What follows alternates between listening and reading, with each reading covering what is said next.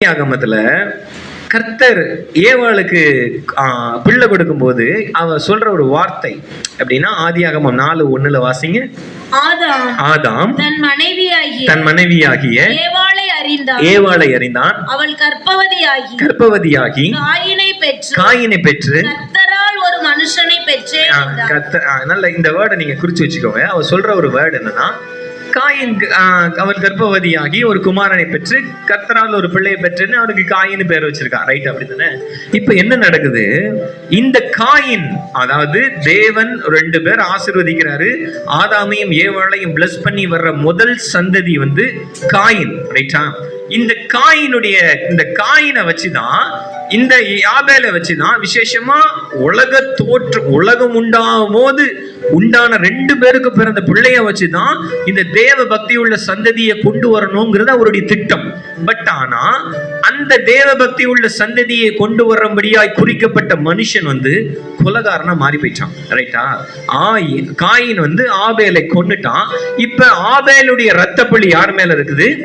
Coin மேல இருக்கு. இப்ப நல்ல கவனிங்க, நான் உங்களுக்கு சொல்றேன், பிசாசு உங்க வாழ்க்கையில விதைக்கிற, நான் மறுபடியும் சொல்றேன், இது நீங்க தீர்க்க தரிசனமா எடுத்துக்கோங்க. உங்க வாழ்க்கையில என்ன விதைச்சாலும் அது உங்களுக்கு ஆசீர்வாதமாய் மாறும். இது எப்படி தெரியுமா? இப்ப இந்த இரத்தப்பழியான காயினை வச்சு அவர் சந்ததியை உருவாக்க முடியாது. பட் இப்போ ஒரு ஆண்டவர் ஏவாளை பிளஸ் பண்றாரு. ஆதியாகமம் 4ஆம் அதிகாரம் கடைசி வசனம் வாசிங்க. சேத்துக்கும் ஒரு குமாரன் பிறந்தான். இல்ல 25-26. பின்னும் ஆதாம் தன் மனைவியை அறிந்தான்.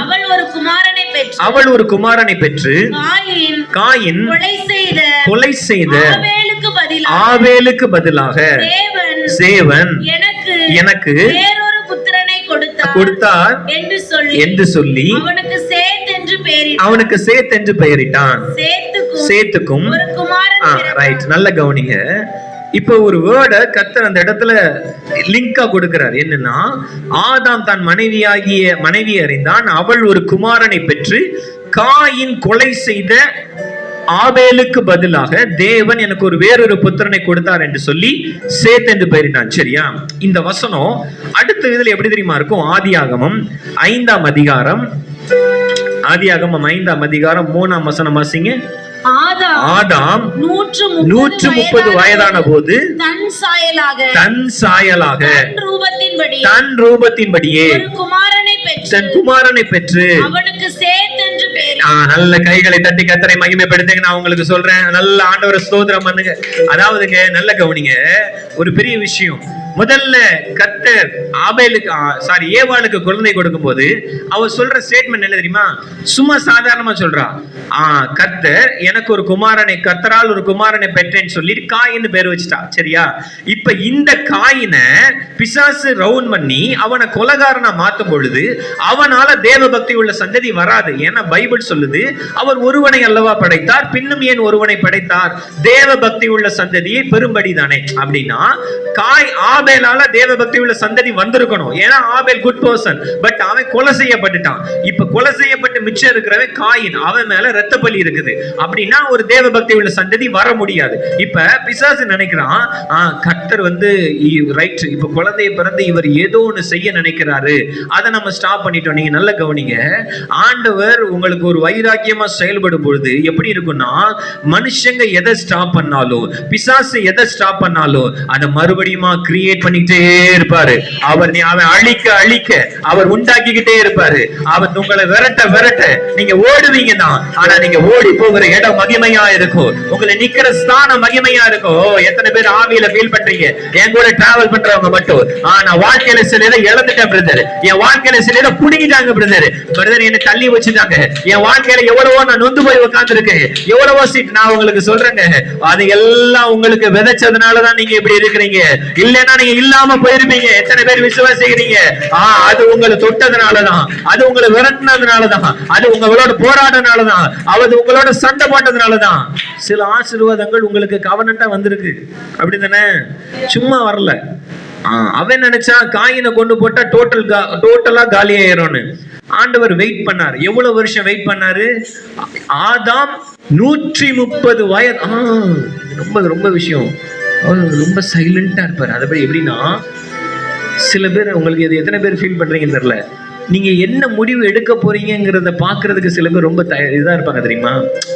கவனிச்சிருக்கீங்களா? இப்ப உங்களுக்கு சொல்றேன், உங்க பிள்ளைங்க ஹையர் ஸ்டடிக்கு போறாங்கன்னு வச்சுக்கோங்களேன், பிள்ளைங்க போயிடுவாங்க, ரைட்டு தான். ஆனா உங்க சொந்தக்காரங்க எல்லாரும், இவ என்ன படிக்க வைப்பா, இவ எந்த காலேஜ்ல சேர்ப்பா, இவளுக்கு என்ன, இப்படிலாம் ஒரு உற்சாகம் இருக்கும் தெரியுமா?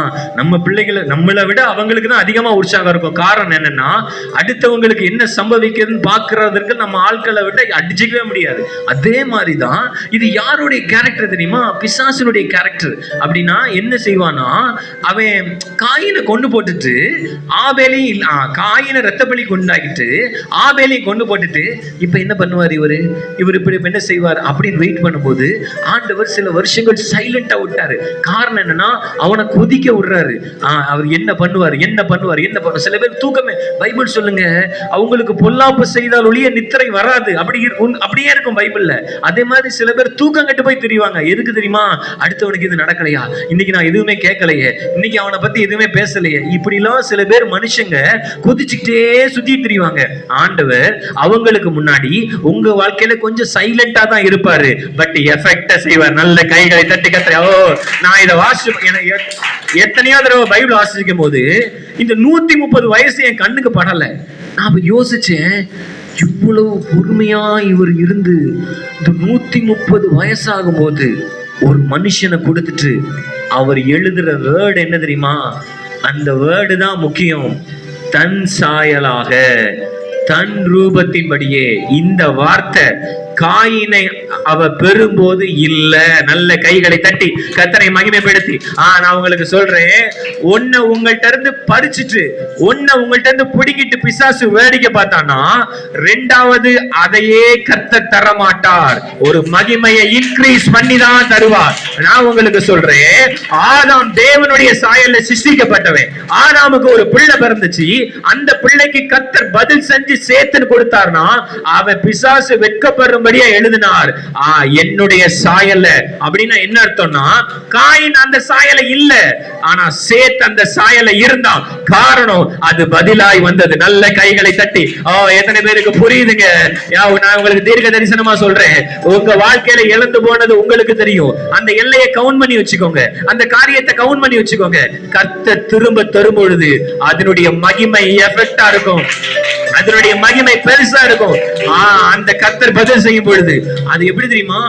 உங்களுக்கு நீங்க நினைக்கிறீங்க, எவ்வளவு நாள் ஆச்சு பிரதர், எவ்வளவு வருஷம் ஆச்சு வெயிட் பண்ணி. ஏன் தெரியுமா வெயிட் பண்றாரு? உங்களுக்காக சில மனுஷங்க வெயிட் பண்றாங்க. உங்களுக்காக சில என்ன நடக்கும், உங்க குடும்பத்துல என்ன நடக்கும், இவ பிள்ளைக்கு இவன் என்ன செய்வா, இவன் எங்க வேலைக்கு போவான், இவன் அடுத்து என்ன செய்ய போறான், இதெல்லாம் பாக்குறதுக்கு பல கண்கள் சுத்திக்கிட்டு இருக்கும். அந்த கண்களுக்கு முன்னாடி கொஞ்ச நாள் அவங்களுக்கு பொழுது போட்டும், கொஞ்ச நாள் அவங்களுக்கும் டைம் பாஸ் ஆகட்டும் விட்டு வைப்பாரு.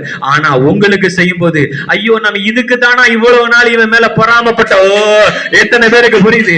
இதுக்கு தானா இவ்வளவு நாள் நம்ம பொறாமப்பட்டு இருந்தோம். ஆனா என் வேலையை பார்த்திருந்தா கூட அப்படி வெட்கப்படுற வைக்கிறவர் தானே நம்ம ஆண்டவர். அப்படி நம்ம கிரியை செய்கிறத ஆண்டவர். எத்தனை பேருக்கு அந்த உள்ளத்துல உணர்றீங்க? நான் உங்களுக்கு தீர்க்க தரிசனமா சொல்றேன், ஆண்டவர் உங்களுக்கு அப்படிதான் செய்ய போறார். அம்மே எஃபெக்டா எழுதி வச்சார். காயினுக்கு அந்த வார்த்தை இருக்காது. நீங்க நல்லா கவனிச்சு பாத்தீங்கன்னா, தன் சாயலின்படி காயினை பெற்றுன்னு இருக்குமா? இருக்காது. ஆபேலுக்கும் இருக்காது. பட் ஆனா ஒரு இடத்துல இருந்து அவள்கிட்ட இருந்து பிடிங்கிட்டு ஆண்டவர் மறுபடியும் ஏவாளுக்கு ஒன்னு ரீப்ளேஸ் பண்ணும் பொழுது அந்த வேர்டு வரும். எப்படின்னா, நீ ஆர்டினரிய நீ அழிச்ச, ஆனா எக்ஸ்ட்ராடினரிய நான் என் பிள்ளைக்கு தருவேன். பைபிள் சொல்லுது, தமது சாயலின்படியும் தமது ரூபத்தின்படியும் தான் ஆதாம சிருஷ்டித்தார். ஆனா முதல் பிள்ளை அப்படி இல்லை. காரணம் என்னன்னா, அவருக்கு தெரியும் இந்த முதல் பிள்ளை போகும்னு, அதுக்கு பதிலா ஒன்னு ரீப்ளேஸ் ஆகும். அந்த ரீப்ளேஸ் மகிமையா இருக்கும்.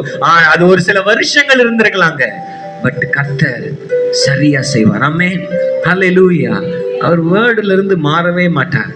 வேர்டுல இருந்து அவர் தவறு. நான் அதனாலதான் சொல்லுவேன், நீங்க ஆமேன் சொல்றது, நீங்க அதை ரிசீவ் பண்றது, அது உங்களுடைய உள்ளத்துல ஏத்துக்கிறது. இப்படி எப்படி தெரியுமா? கர்த்தர் அதை பார்க்கும் பொழுது, இவ இந்த வார்த்தையை அங்கீகரிச்சால, இவ இந்த வார்த்தையை அப்செட் பண்ணால, என் வார்த்தையை நம்பினால அப்படின்னு அவர் ஸ்டோர் பண்ணி வச்சுட்டு இருக்கும் போது அதை அவர் எங்க தெரியுமா இம்ப்ளிமெண்ட் பண்ணுவாரு?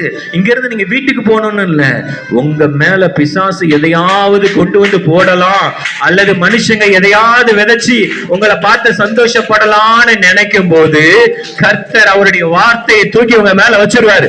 உங்க வார்த்தையை தூக்கி உங்க குடும்பத்துல வச்சிருவாரு. வார்த்தையை தூக்கி உங்க பிள்ளைகளை வச்சிருவாரு. இதுக்கு மீறி ஒரு சத்தியம் இந்த உலகத்துல எத்தனை பேர் விசுவாசிக்கிறீங்க? அந்த வார்த்தையில வல்லமையை விசுக்கிற பிள்ளைங்க, அந்த வாக்கு தத்தத்தின் மேல நம்பிக்கை உள்ள பிள்ளைங்க, அந்த வாக்கு தத்தத்தை கர்த்தர் எனக்கு கனம் பண்ணி தருவார்னு நினைக்கிற பிள்ளைங்க.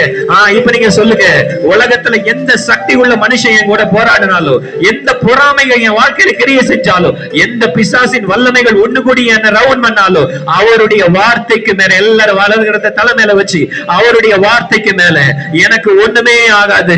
அவருடைய வார்த்தைக்கு மேல எல்லா வாய்களை திறந்து சொல்லுங்க, அவருடைய வார்த்தைக்கு மேல என்னை யாரும் ஒண்ணு செய்ய முடியாது. காரணம், தேவனுடைய வாக்குத்தத்தம் என் தலைமையில இருக்குது, தேவனுடைய வார்த்தை என் தலைமையில இருக்குது, தேவனுடைய வார்த்தை என் மேல இருக்குது. இந்த வார்த்தை நான் தூங்கினாலும் எனக்காக கிரியை செய்யும். இந்த வார்த்தை நான் நடந்தா எனக்காக கிரியை செய்யும். இந்த வார்த்தை நான் எங்க இருந்தாலும் எனக்காக கிரியை செய்யும். அந்த வார்த்தையின் வல்லமையில, அந்த வார்த்தையின் நிழல்ல, அந்த வார்த்தையின் அபிஷேகத்துல நான் இருக்கிறேன். ஆமென், ஹல்லேலூயா. கர்த்தர் பிசாசா கொண்டு வந்து விதைச்சாலும் சரி, என்ன மனுஷங்க இருந்தாலும் சரி, ஒரு சரியா வெயிட் பண்ணுவார். அதனாலதான் அந்த வேர்டை சேர்ப்பார். காயின் கொன்று போட்ட ஆபேலுக்கு பதிலாக சேத் அப்படின்னா என்ன தெரியுமா? சாதாரணமா ஒரு பிள்ளை பிறந்துச்சு அப்படின்னு கிடையாதுங்க. அப்படி சொல்ல முடியாது. ஏன்னா எங்கெல்லாம் இழப்பு இருக்குதோ அங்கெல்லாம் ஒரு சேத்து இருக்கத்தான் செய்யணும். எங்கெல்லாம் நீங்க எதை இழந்திருக்கீங்களோ அதுக்கு ஒரு ரீப்ளேஸ்மெண்ட் பண்ணும்போது, நல்ல கவனிங்க, கர்த்தர் காயினை கொண்டு போட்டது தெரியும். பட் ஆனா ஏவாளுக்கு பொம்பளை பிள்ளைய கொடுக்கல. சரியா? எதை இழந்தாலோ அதை தான் கர்த்தர் கொடுத்தார். ஆமென், ஹல்லேலூயா. அதுதான் அவருடைய கிரியை. அதுதான் எதை நீ எது உன்கிட்ட இருந்து பறிக்கப்பட்டதோ அதை கர்த்தர் திரும்ப தருவார். ஆமென், ஹல்லேலூயா. எத்தனை பேருக்கு அந்த விசுவாசம் இருக்கு? ஆண்டவரை நான் அப்படி பாக்குறேன், ஆண்டவரை நான் அப்படி பாக்குறேன். அந்த வேலையில ஆண்டவர் சில பேரோட சொல்றாரு, நீ மனுஷங்களை குறித்து பயப்படுற, சூழ்நிலைகளை குறித்து பயப்படுற, பிசாசை குறித்து ரொம்ப பயப்படுற, ஒன்னே ஒண்ணு சொல்லிக்கோ, உன் மேல வாக்குத்தத்தம் இருக்கிறது, தேவனுடைய திட்டம் இருக்கிறது. உங்களுக்கு தெரிஞ்சது ஜூலை மாசம் 17ஆம் தேதி தான். ஆனா அவருக்கு தெரியும் 2025 ஜூலைல நீங்க எப்படி இருப்பீங்க, 2030 ஜூலைல எப்படி இருப்பீங்க, இன்னும் 10 வருஷம் கழிச்சு நீங்க எப்படி இருப்பீங்கன்னு அவரு சகலமும் திட்டம் பண்ணி தான் அந்த இடத்துல உட்கார்ந்து வார்த்தையை கேட்டுட்டு இருக்காரு. நம்ம செய்ய வேண்டியது ஒன்னே ஒண்ணுதான். அவர் என்னை நடத்துறாரு, அவர் என்னை பாதுகாக்கிறாரு, அவருடைய வார்த்தை நடத்துது, அவருடைய வார்த்தையை கூட வருது, அவருடைய திட்டம் என் வாழ்க்கையில செயல்பட்டு கொண்டிருக்கிறதுன்னு சொல்லி கைகளை கட்டி அப்படியே மகிமைப்படுத்தி உங்க மேல எரிச்சலா இருக்கிற கண்களுக்கு முன்பதாக நல்ல கூலா பைபிள் எடுத்துட்டு சர்ச்சுக்கு போய் உங்களை வெறுப்போட பாக்குற கண்களுக்கு முன்பதாக நீங்க நல்லா நீட்டா ட்ரெஸ் பண்ணிட்டு உங்க சர்ச்சில் உட்கார்ந்து இருக்கும் பொழுது, வெளியே நிக்கும் பொழுது, அவன் பாப்பா அவன் விதைச்சு அந்த விதையெல்லாம் உங்களுக்கு ஆசீர்வாதம். இது நல்லா இருக்குங்க. அவன் விதைக்கணும், விதைச்சாதான் நம்மளுக்கு ஆசீர்வாதம். அவன் பொறாம படணும், பட்டாதான் நம்மளுக்கு ஆசீர்வாதம். அவன் மேல நம்ம கல் எரியணும், அந்த கல்லுதான் நம்மளுக்கு ஆசீர்வாதம். இது நல்லா இருக்குது. ஆண்டவருடைய கிருபை அப்படிதான் வெளிப்பட போகுது. ஆமென். அவர் நம்ம வெயிட் பண்ணுவார். பட் ஆனா இது என்ன தெரியுமா? வாக்குத்தத்தங்களுக்கு நீங்க காத்திருக்கணும், அவரும் காத்திருப்பார். எப்படின்னா சரியான நேரத்துல கரெக்டா வந்து அந்த வார்த்தையை கிரியேட் பண்ண ஆரம்பிப்பார். எப்படின்னா, நல்ல கவனிங்க, இந்த ஏவாள் மறுபடி கர்ப்பவதியாகி உடனேவா பிள்ளை பிறகும். அந்த காலத்துல 10 மாசம் தான் ஆகும். அப்ப அந்த 10 மாசம் இருக்கும்போது இந்த நான் உங்களுக்கு சொல்றேன், இந்த பிசாசு அவளை பார்க்க தானே செஞ்சிருப்பான். இவளை போய் நம்ம வஞ்சிட்டோமேடா, இதுக்கு நம்ம பேசாம இருந்திருக்கலாமே, இவளை நம்ம அழிக்க நினைச்சா இவ கன்சீவ் ஆகிட்டே இருக்கா. உங்களுக்கு அதுதாங்க நான் சொல்றேன் மறுபடியுமா, எதை உங்க வாழ்க்கையில இருந்து தூக்க நினைக்கிறானோ அதை கர்த்தர் உங்க வாழ்க்கையில ஸ்ட்ராங்கா தருவார். அப்படின்னா அவ கர்ப்பவதி ஆகி உலாவிட்டே இருக்கும் போது இவன் பார்த்துட்டே இருப்பான், இந்த பிள்ளைய என்ன செய்ய, அந்த பிள்ளைய நீ ஒண்ணும் செய்ய முடியாது. காரணம் என்ன தெரியுமா? அது பிதாவுடைய எஃபெக்ட்ல வர்ற பிள்ளை, பிதாவுடைய எஃபெக்ட்ல வர்ற பிள்ளையாங்கிறதுனால ஒண்ணும் செய்ய முடியாது. ஆமென், ஹல்லேலூயா. ரைட். இப்ப